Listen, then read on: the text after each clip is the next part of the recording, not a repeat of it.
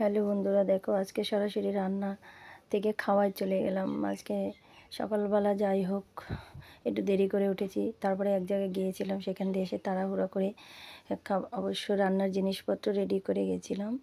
তারপরে এসে রান্না করলাম। এখন খুব খিদে পেয়েছে, তখনই ভিডিওটা করছি।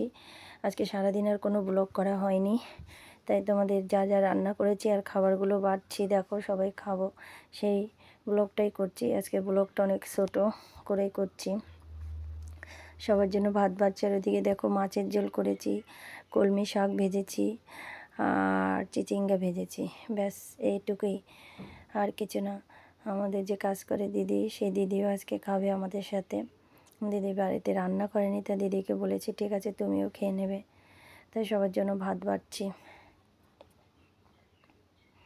খুব খিদে পেয়েছে, আর এতটাই ব্যস্ত ছিলাম আজকে আর ব্লগ করা হয়নি। আর আমি একাই সব কিছু করি, যার কারণে আমার সব ব্লগগুলো আমি তোমাদের করে দেখাতে পারি না, যেহেতু আমাকে একাকে সব কিছু করতে হয়। অনেক ব্যস্ত থাকি, এদিক ওদিক দৌড়াদৌড়ি করি, এটা ওটা করি, সব সময় সব কিছু দেখাতে পারি না, হয়ে ওঠে না।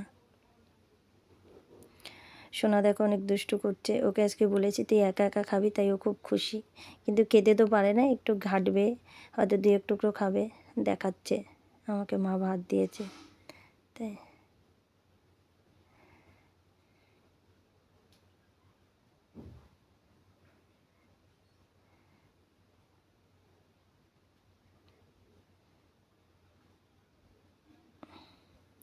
বড় মেয়েকে জিজ্ঞাসা করছি তুই খাবি না, বড় মেয়ে বলছে হ্যাঁ বারো, আমি একটু পরে খাবো। ও এরকম একটু টাইম টু টাইম মোটে খেতে চায় না, খাওয়া নিয়ে ভীষণ জ্বালাতন করে আমার।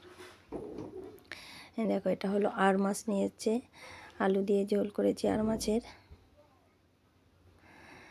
তারপরে এবার খাওয়া দাওয়া সেরে নেব। দেখো এবার সোনা বলছে আমি মাছ খাবো না, শুধু ভাত খাবো।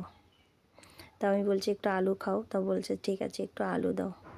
ওই দেখো মাছ দিয়েছি বলে কীরকম করছে, মাছ খাবে না, দেখো ওই দেখো কান্নাকাটি করছে, মাছ মোটে খেতে চায় না। যাই হোক খাওয়া দাওয়া সেরে নেব, এবার বিকেলের পালা।